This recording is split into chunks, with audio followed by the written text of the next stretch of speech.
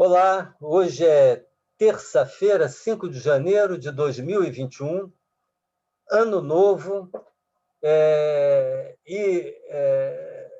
como todo início de ano, né? Quer dizer, um exercício que a gente procura fazer, que todos nós procuramos fazer, é tentar olhar um pouquinho para frente, né?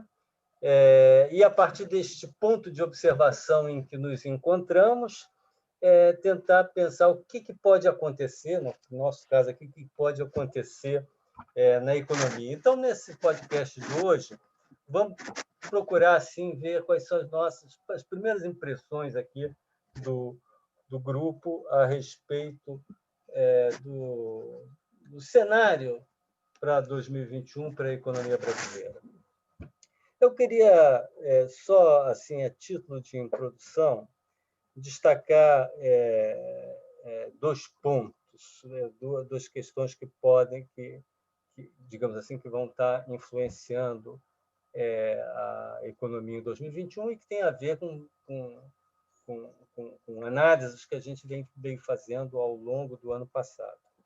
O primeiro deles é um ponto que eu particularmente tenho enfatizado bastante, que é o fato de que nós temos desde que a pandemia se instalou aqui, uma economia dual. Isso dá uma característica muito específica ao desempenho da economia. A economia dual porque tem um setor que está travado, que está semi-interditado por razões de saúde, né, de saúde pública, e isso aí, basicamente, esses setores estão localizados dentro dos serviços, com destaque, por exemplo, os serviços prestados às famílias, né, onde o contato próximo está impedindo, né, a prestação e o risco, né, da transmissão por contato próximo estão impedindo a prestação desse serviço, né? E a gente sabe quais são: restaurantes, serviços prestados dentro de casa, domésticos, serviços que implicam em aglomeração, etc, etc. Estes setores estão produzindo muito abaixo da sua capacidade e esses setores são os principais responsáveis pela alta taxa de desemprego que ainda está aí. E, mais importante, o desemprego aí só vai ser recuperado na medida em que nós tenhamos uma solução para a epidemia, que todos nós sabemos que é a vacina. Tá? Então, a questão da vacina é crucial neste ponto. E há um outro segmento da economia que vai razoavelmente bem. Na verdade, em muitos segmentos, nós estamos presenciando até um excesso de demanda, né? Com pressões sobre preço, inflação e pressão inflacionária importante. A gente pode citar aqui o setor de insumos, como aços, materiais como papelão, materiais de embalagem, materiais de construção, muitos bens eletroeletrônicos, etc., onde há um excesso de demanda e um aumento de, às vezes, incapacidade de se atender à demanda e preço em ascensão. Então, isso, inclusive, cria um ambiente favorável ao repasse, por exemplo, da taxa de câmbio, da alta da taxa de câmbio que ocorreu no ano passado. Então, a gente até acabou com essa situação meio estranha, né, de uma economia com um desemprego elevadíssimo, né, um nível de emprego que está quase 10 milhões de pessoas desempregadas a mais do que tínhamos em outubro do ano passado, de 2019, né, em outubro desse ano, comparado com outubro de 2019, que é o último dado da PNAD, né? Mas tendo um aumento da inflação, que foi o que ocorreu nesse final de ano e que continuará ocorrendo ainda até ao longo ainda de muitos meses nesse primeiro semestre, e isso aqui vai ser objeto de comentários aqui do grupo, né? Então, de um lado, nós temos isso, quer dizer, a economia vai crescer, isso aqui vai ser comentado, né? Um crescimento modesto, mas que modesto ao longo do ano, mas que vai se acabar refletivamente, por razões estatísticas, levando a uma taxa até que razoavelmente alta. Vamos ter isso, mas durante um bom período, uma boa parte do primeiro semestre, a produção ainda travada e o desemprego ainda alto num setor amplo da economia, basicamente em segmentos das atividades de serviço.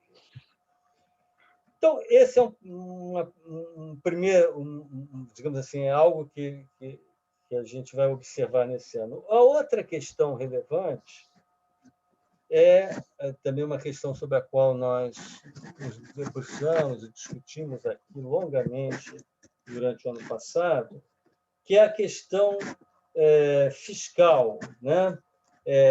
E das reformas requeridas para enfrentar a questão do crescimento da dívida e as suas repercussões nas condições financeiras. Em relação a isso, nós temos, acho que, uma certa novidade, assim, no sentido que o grupo aqui vai fazer até alguma reapreciação da visão que a gente tem, ou do quadro que está se desenhando, é um pouco diferente do que a gente esperava até então, né? A gente tinha expectativas de ou grandes mudanças, grandes reformas, e que melhorava muito a situação da economia, ou de nenhuma reformas fracassando, etc., e aí uma crise profunda. As expectativas em relação às reformas hoje são expectativas diminuídas, né? Mas, de certa forma, de alguma maneira, parece que a gente pode trilhar aí um caminho, talvez intermediário, nem tanto ao céu, nem tanto ao inferno, né?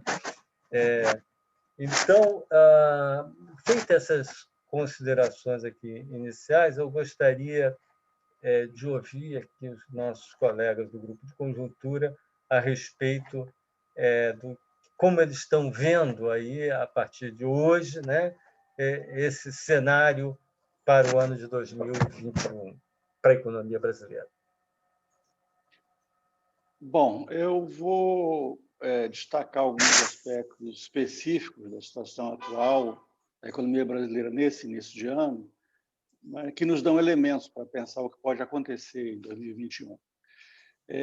Um primeiro aspecto que serve como pano de fundo para a gente ter presente é o seguinte: o Francisco já tocou nisso no ano passado, é que o crescimento em 2021 vai ser muito favorecido pelo chamado carregamento estatístico de 2020 para 2021. Se a gente pegar aí o levantamento, as projeções mais recentes do mercado, pelo levantamento que o Banco Central faz toda semana, a projeção é de uma queda, que o ano de 2020 terá se encerrado com uma queda do PIB de 4,4%, o que nos parece um número bem plausível, na verdade. Se isso se confirmar, nós teríamos um crescimento, um carregamento estatístico de 3,2%, que é bem elevado. O que significa isso? O quarto trimestre do ano passado terá ficado 3,2% acima da média do ano passado, o que quer dizer que, mesmo dentro de 2021, não tendo crescimento algum, a economia ficando parada, o PIB trimestral médio de 2021 seria, portanto, igual ao quarto trimestre de 2020 e, portanto, 3,2% maior que a média de 2020. Portanto, nós teríamos aí um crescimento por essa métrica, que é a métrica usual para medir crescimento do ano contra ano, média contra média mesmo, com 3,2%, sem que nada tivesse passado do ano em termos de crescimento, estagnação. Então, a economia já parte desse patamar elevado. O aspecto que eu quero me deter mais aqui com vocês hoje no podcast é o seguinte: diz respeito às condições financeiras, em particular juros e câmbio, que a economia está operando, pensar um pouco sobre como essas condições financeiras podem evoluir nesse ano e que influência isso teria sobre o crescimento em 2021, esse tempo. Se nós olharmos para 2020, nós tivemos, a gente sabe, um desempenho da economia muito anabolizado por uma dose extraordinariamente elevada de estímulos, em particular estímulos fiscais, o auxílio emergencial e tudo mais. E, graças a isso, o desempenho do Brasil, do PIB, foi bastante bom em termos relativos. Estimativas mais recentes que eu andei olhando é que o Brasil pode ter fechado 2020 com o quinto melhor desempenho do PIB em termos em relação às grandes economias. Teria a China, que é, aliás, o único país que terá apresentado crescimento em 2020, e depois Rússia, Estados Unidos e Japão, e segue-se o Brasil como quinto. Rússia, Estados Unidos e Japão com um crescimento menor que, do Brasil, que esses 4,4 do Brasil, estimados atualmente. Então, é um desempenho favorável desse ponto de vista. Agora, a contraface disso é o quê? Um fortíssimo aumento da dívida pública e a incerteza que isso gera em relação à possibilidade da volta atrás, de uma volta ao regime de austeridade fiscal em 2021 compatível com o crescimento, com o controle da dívida pública. Essa é a grande incerteza. A equipe econômica tem reiteradamente defendido a volta a esse regime de gastos rigidamente controlado pelo teto. A posição do Bolsonaro tem sido muito mais ambígua e isso tem alimentado, na verdade, incerteza sobre o assunto. Então, nós estamos nessa posição. O fato é que, por conta dessa incerteza sobre essa volta a um regime fiscal de austeridade, nós tivemos até outubro, basicamente, uma elevação fortíssima do dólar, dos juros futuros, uma elevação descolada da média dos países emergentes para pior, refletindo em grande medida por conta dessa incerteza fiscal, que foi a contraface do mega estímulo fiscal. Então, esse é o ponto. Agora, a questão toda, e aí entramos já no terreno de como é que a gente está hoje, é que de novembro para cá esse quadro tem melhorado substancialmente, esse quadro das condições financeiras. Isso vem na esteira aí da mudança, da virada do cenário internacional, a partir da eleição do Biden e da questão das vacinas, gerando um otimismo em relação ao crescimento da economia mundial em 2021. Em geral, as projeções estão de um crescimento acima de 5%, alguns falam até em crescimento do PIB mundial acima de 6%. Então, há uma expectativa otimista em relação ao crescimento da economia mundial. E esse quadro assim, novo, essa mudança enorme de humor no cenário internacional no período recente, tem beneficiado particularmente as economias emergentes e é a principal razão por trás da melhora das condições financeiras no Brasil, a principal razão de longe, de queda forte do dólar, aumento da bolsa e queda dos juros futuros.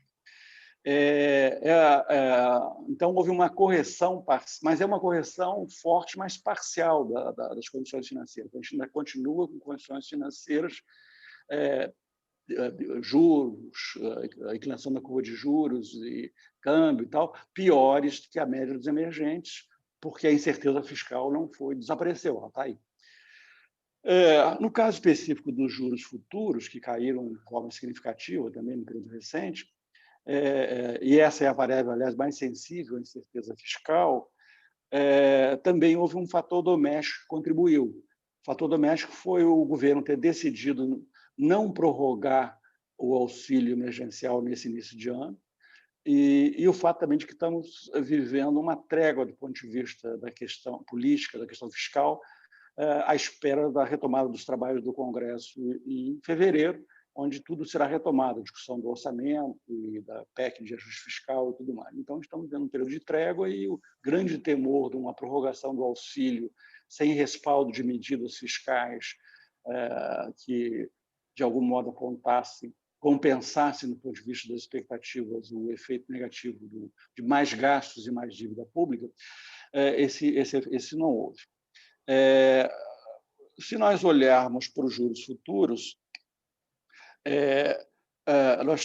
o que nós vemos é que houve essa melhora, mas a inclinação da curva de juros ainda é muito alta. O que quer dizer isso?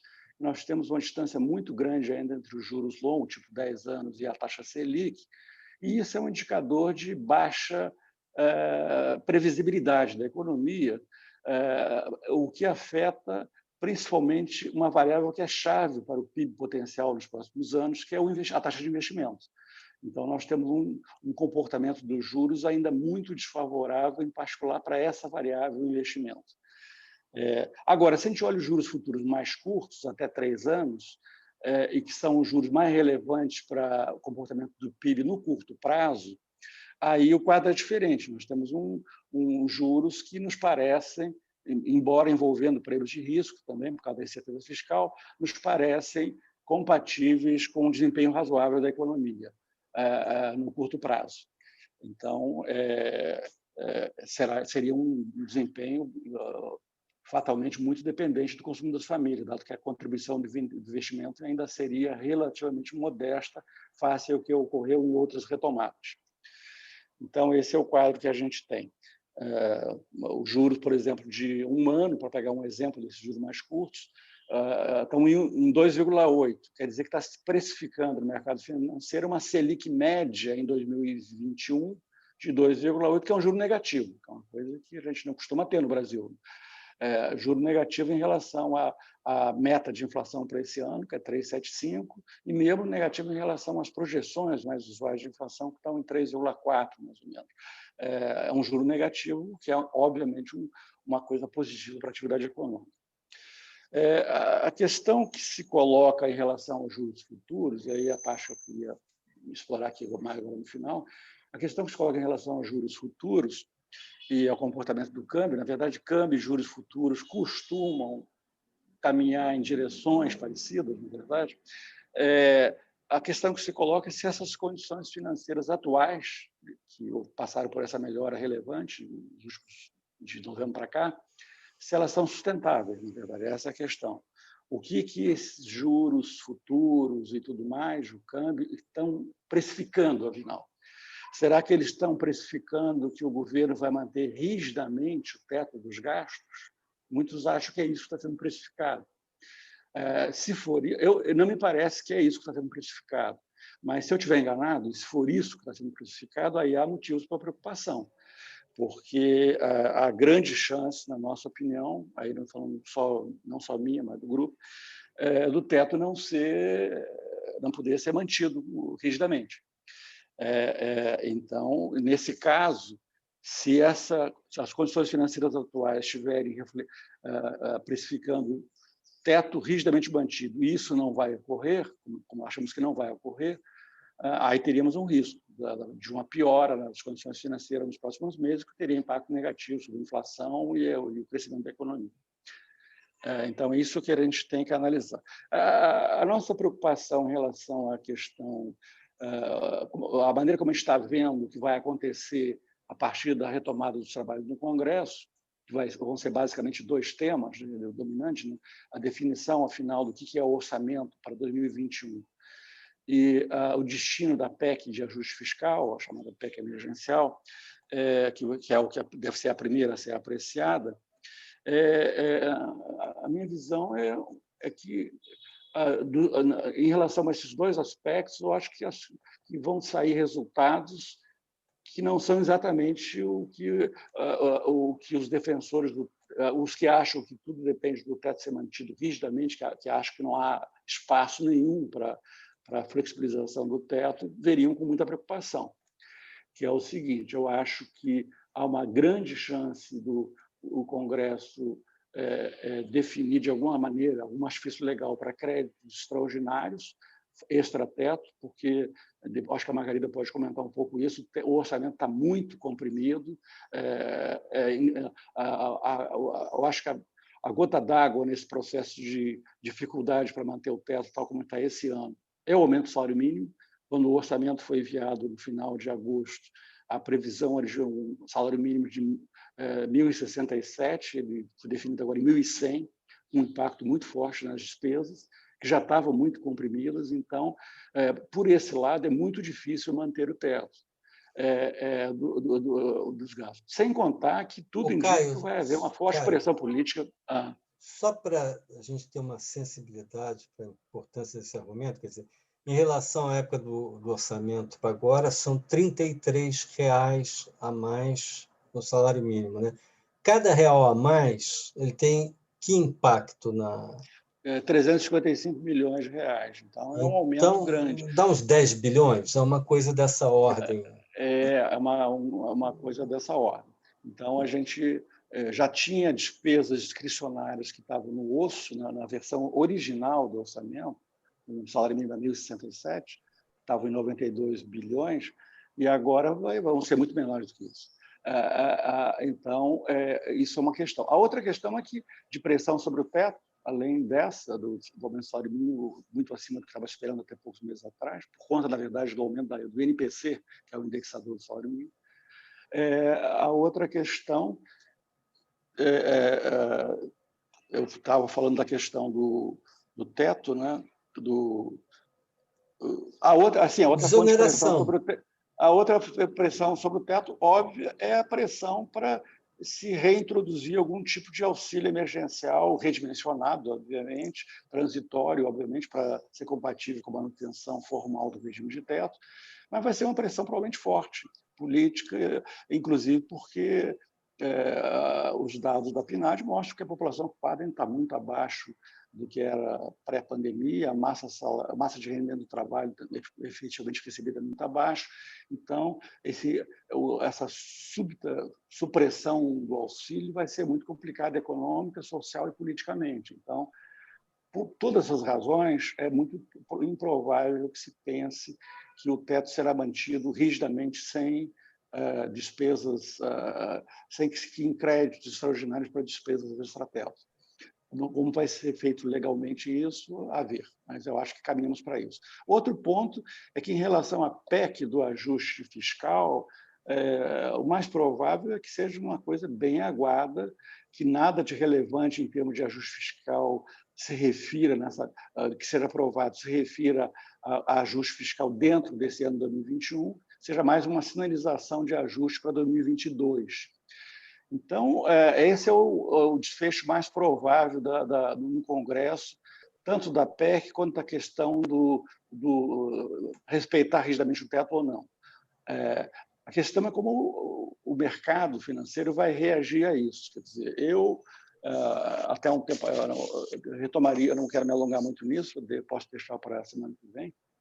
Até pouco tempo atrás, é um pouco na linha que o Francisco colocou na introdução, da gente estar revendo um pouco algumas posições, eu tinha uma visão muito pessimista sobre os efeitos de um desfecho desse tipo que está se desenhando.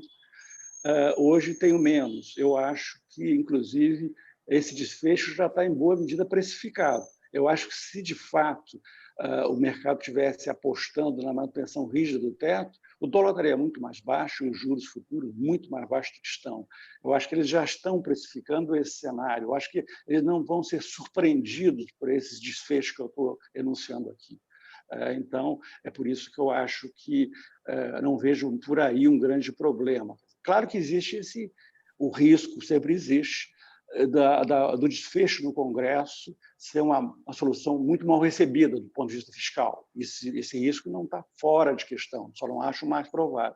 Aliás, a propósito disso, o Banco Central, pela primeira vez no seu relatório de inflação, trimestral de inflação, agora de dezembro, tentou quantificar um pouco esse cenário alternativo onde a coisa fiscal é mal recebida, a solução dada no Congresso é mal recebida. E considera que a inflação iria para 6,5%. Nesse caso, o câmbio subiria bastante e tudo mais. Seria um outro cenário totalmente diferente do que o próprio Banco Central tem. O Banco Central trabalha com inflação 3,4% e crescimento do PIB 3,8%, que são cenários que nos parecem bem plausíveis, digo de passagem. Se eu tiver certo nessa avaliação de que esse desfecho da questão fiscal do Congresso não vai mexer muito com as condições financeiras para pior. Então, eu diria que, agora para encerrar mesmo, a última coisa é que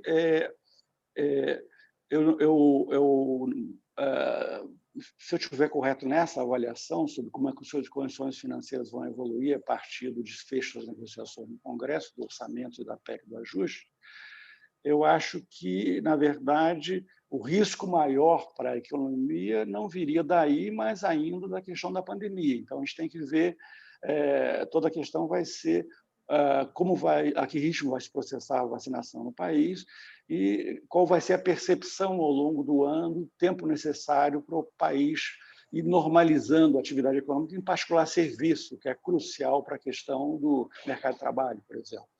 Então, esses são temas que me parece que, se eu estiver correto sobre o desfecho da questão fiscal e sua relação com as condições financeiras, as preocupações todas se deslocam para esse tema crucial, que é a evolução da pandemia no país e o êxito maior ou menor do processo de vacinação em massa.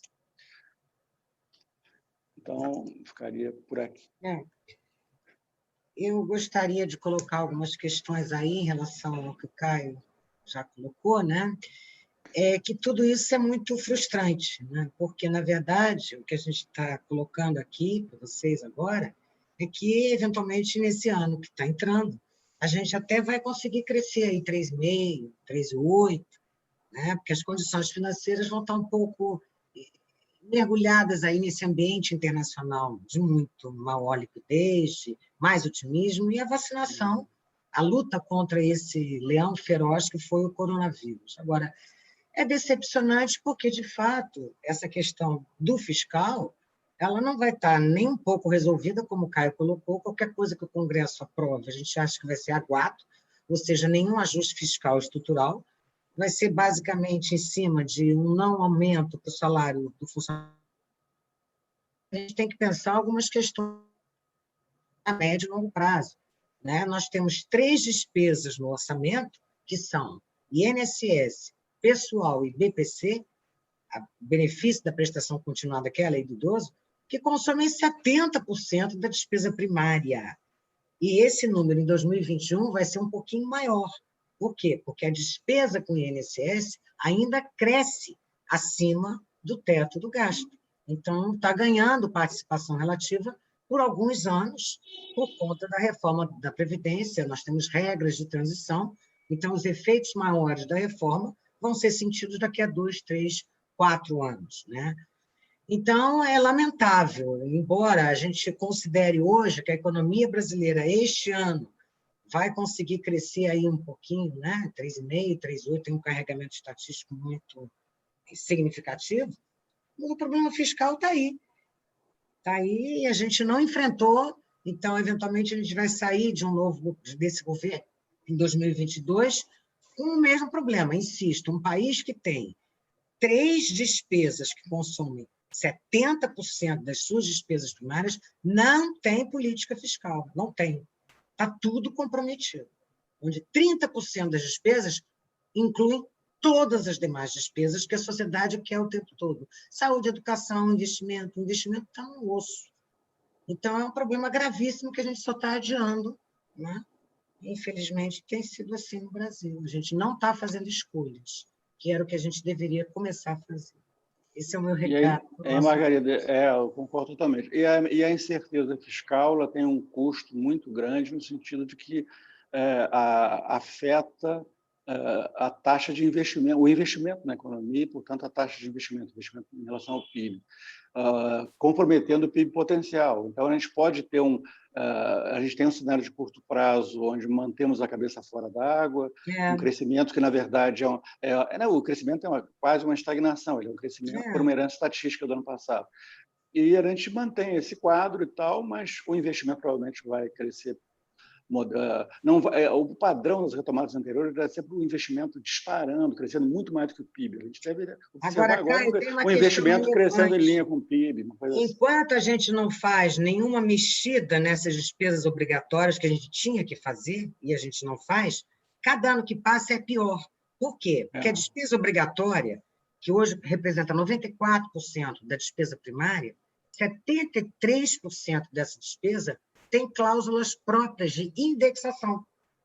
Então, essa despesa obrigatória, 94%, 73% dela, cresce sozinha. Então, ela está aumentando a sua participação relativa na estrutura de gasto primário a cada ano que passa, e as estatísticas mostram isso o tempo todo. Então, daqui a 2 anos, a gente vai estar com um orçamento mais enrijecido do que a gente tem hoje, mais difícil de mexer. Então, é um país que simplesmente não tem política fiscal. Não tem. Margarida, que me perdoem meus colegas desenvolvimentistas, Não temos Margarida, deixa eu pegar esse teu último ponto, mas trazer ele bem para o hoje mesmo. Quer dizer, 94% que você está dizendo, 94% do orçamento são de despesas obrigatórias, né? Sendo que 70 e poucos... Três é são despesa obrigatória indexada. Indexada. O Caio estava comentando aqui que o salário mínimo, originalmente, no orçamento inicial, tinha uma determinada correção, e, na verdade, agora, esse reajuste para 1.100 significa R$ 33 a mais. Sendo que cada real a mais são mais 300 e tantos milhões, então você pode colocar aí mais 10 bilhões nestas despesas, nesses 94%. Isso em relação então, isso espreme, de agosto. Em relação isso ao agosto. Em relação ao de dezembro, já foi um pouquinho mais também. Isso espreme ainda mais aquele resto. Né? E aí a pergunta é a seguinte: esse resto quer dizer, aí é que tanto tá. Então, vamos como falar que nós estamos em relação a isso? Então, nós temos aí algumas estimativas, que tudo são estimativas. Algumas estimativas mais otimistas dizem, olha, com 92 bilhões de reais de despesas discricionárias, dá para funcionar. O que são despesas discricionárias? São aquelas que o governo pode cortar, mas que não são tão assim. Então, ali tem investimento público, que pode cortar, mas também tem todo o custeio da máquina pública, que não pode cortar. Senão a gente não fica sem energia elétrica nas universidades, a gente fica sem emissão de passaporte, a gente fica sem controle de tráfego aéreo. Ou seja, não dá para cortar, é o custeio da máquina pública. Então, 93 bilhões de reais seriam uma estimativa de que, a partir menos do que isso, a gente já começaria a ter risco de apagão dos serviços públicos. Então, de acordo com as estimativas aí mais recentes, essas despesas discricionárias, com esse novo aumento do salário mínimo, isso ainda não está na LDO, mas já tem analista colocando, elas estariam em torno de 72 bilhões de reais. Ou seja, muito abaixo daquele mínimo que se requer. Então, isso é uma sugestão forte que a gente tem, que é impossível manter o teto nesse ano, né, Margarida? O ano que vem vai ser mais confortável. Nesse ano. Mas isso só mostra a debilidade das nossas contas públicas. Nós chegamos a esse ponto, onde 94% da despesa é obrigatória e vai piorar a cada ano. Quer dizer, não há manejo de política fiscal. Mas aí a pergunta é o seguinte: isso posto, essa tua última afirmação, isso significa que, então, ruiu o teto, ou é possível, digamos assim, arrumar algum jeitinho para fazer uma transição até um momento em que as coisas melhorem um pouco, digamos, em 2021? Infelizmente, vai fazer um jeitinho, quer dizer, infelizmente, deixa eu me expressar melhor. O teto é a nossa única âncora fiscal, e que ela está sendo colocada em xeque a cada ano. Então, a cada ano, a gente consegue driblar o teto. Por quê? Quando ele foi concebido, ninguém achava que o teto ia durar 10 anos sem nenhuma reforma estrutural. Era óbvio. Havia toda a discussão de que o teto, então, vai obrigar esse país a fazer escolhas de gastos. E a gente está driblando essa escolha a cada ano que passa. Por uma ou por outra razão, a gente simplesmente não faz. Então, isso aqui é o que eu queria chamar a atenção. Esse ano, a gente vai estar em banho-maria, a gente vai sobreviver, vai. Mas a gente tem um problemaço pela frente, que esse país nunca enfrentou: escolhas. Eu estava dando uma olhada nos nossos gastos em relação aos países da OCDE. O Brasil é topo. O Brasil, em termos de gasto, incluindo aí o serviço da dívida e tal, é topo, está na média da OCDE. E a gente tem uma estrutura de gastos super rígida. Aí você olha, gasta em quê? O Brasil não é um canteiro de obra. A gente gasta em 3 itens 70% disso. É muito.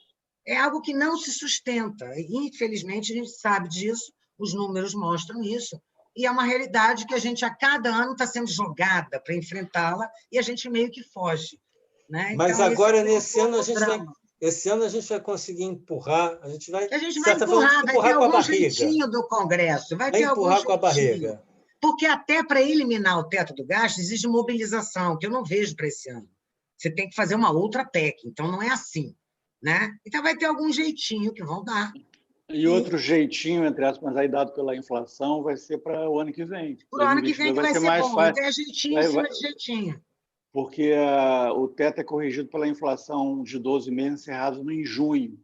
E a inflação vai estar no pico do pico em junho desse ano. Se estima que esteja entre 6 e 6,5. Depois vai cair, fechando o ano bem comportado, abaixo de 3,5 provavelmente. Mas é esses 6,5 que vão corrigir o teto para o ano que vem. Então, no ano que vem, a gente vai ter uma correção de gasto pelo teto de 6 e tal, bem acima da inflação, que é o contrário, bem acima, por exemplo, da correção do salário mínimo, é o inverso desse ano. Então, e aí a gente vai viver esses 2 anos finais do governo Bolsonaro, nesse ano com um jeitinho, o Congresso vai arrumar, e no ano que vem beneficiado por esse jogo estranho da inflação, da diferença de inflação entre o que corrige o teto e da inflação do ano dos gastos, da inflação do ano seguinte. Então, essa defasagem pró-teto foi contra o teto esse ano, dificultou o governo do teto, vai favorecer no ano que vem. Mas isso aí são detalhes. Isso vai estar O problema estrutural de novo. o problema estrutural tem que ser enfrentado, que é esse da Margarida, da escolha, das escolhas. As escolhas. Então, eu entro o ano um pouco assim, meio sem muito ânimo. Agora, além do problema estrutural que a Margarida e vocês estão destacando, de qualquer forma, existe a possibilidade de ter essa travessia que a gente tanto temia. Ou seja, a travessia de... Podemos ter uma travessia em 2021, com uma extensão dado pelo Congresso, e em 2022 temos o benefício da inflação deste ano, medial do ano e tal. Então, temos esses jeitinhos que a Margarida fala, e que provavelmente já está precificado nos ativos financeiros, como o Caio destacou, não? Ele destacou que as nossas condições financeiras, digamos, têm melhorado de novembro para cá e provavelmente já incluem dentro, já precificam essa travessia, tá? O que nos permite colocar que um cenário com um certo descalabro fiscal este ano é muito menos provável, tá? O Caio destacou que o Banco Central já começou em dezembro a ter um cenário alternativo para o caso de uma desorganização das contas públicas, mas nos parece neste momento pouco provável, não? O mais provável é que as condições financeiras melhorem ao longo deste ano. A pergunta que se coloca, digamos, e vamos ter uma inflação ao longo do ano, no final do ano, bem controlada, como o Caio colocou. O problema que se coloca é a política do Banco Central, só para completar o cenário que tinha sido colocado, não? Qual seria a estratégia do Banco Central para este ano? Tá? Por um lado, como o Caio destacou, a inflação, as expectativas de inflação para este ano estão bem comportadas, 3,4 contra uma meta de 3,75, tá? Mas, por outro lado, temos uma curva de rendimentos, uma estrutura de juros muito inclinada, que o Caio também tinha destacado, tá? O que o pessoal está achando, o mercado, me imagino que está precificando, tá? É que essas expectativas de inflação estão associadas a um aumento da taxa de juros, não no primeiro semestre deste ano, mas provavelmente no segundo semestre, tá? A taxa de Selic está em 2%, pode ter alguns aumentos, digamos, no segundo semestre, fechar o ano, digamos, em 3%, ainda assim a taxa de juros real será negativa, como o Caio destacou, mas se isso acontecer, isso permite redistribuir os riscos dos ativos, tá? Porque pode fazer que os juros de curto prazo aumentem um pouco e diminuam também os riscos inflacionários, tá? Isso também vai ajudar ao dólar, não? A ter uma pequena apreciação do nosso câmbio, que vai ajudar a inflação. Então, imagino eu que o Banco Central vai querer, de alguma forma, redistribuir esse risco de curto e longo prazo, tá?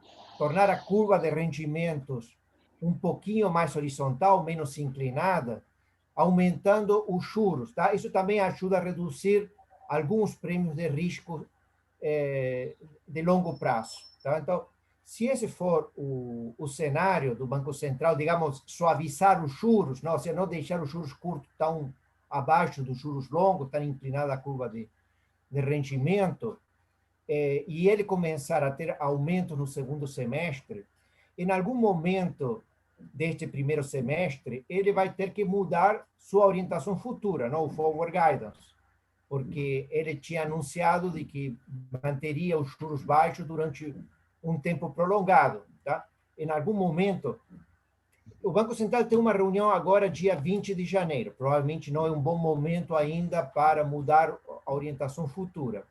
Mas as próximas reuniões vão ser no dia 17 de março e 5 de maio. Tá? Provavelmente, em alguma dessas duas reuniões, 17 de março e 5 de maio, o Banco Central comece a mudar, a retirar o forward guidance da sua como instrumento de política, tá? E provavelmente no segundo semestre ele comece um aumento suave, tá? da Selic. Lembremos que a taxa de juros Selic está muito abaixo do que seria a taxa neutra ou natural. E ainda com uma taxa de juros no final do ano de 3%, teremos os juros reais negativos, tá?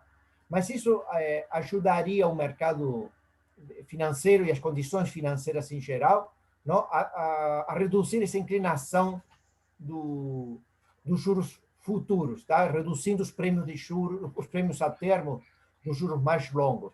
Isso ajudaria para o investimento, que foi um ponto que o Caio tinha destacado, que vai ser uma entrave da economia brasileira, tá? Para ter um